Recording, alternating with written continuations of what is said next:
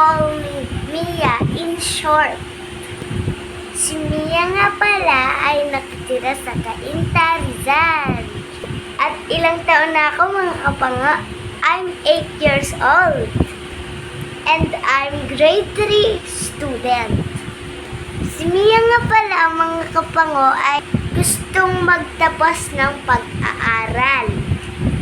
Ang pangarap nga pala ni Mia ay flight attendance. Pag nakapagtapos ng pag-aaral.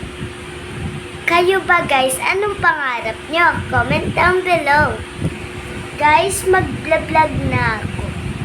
Request nyo na lang kung anong gusto nyong i-vlog ko. Comment down below.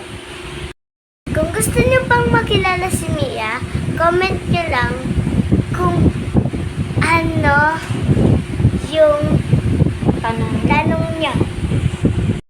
Bye mga kapango, pa-like and share naman po.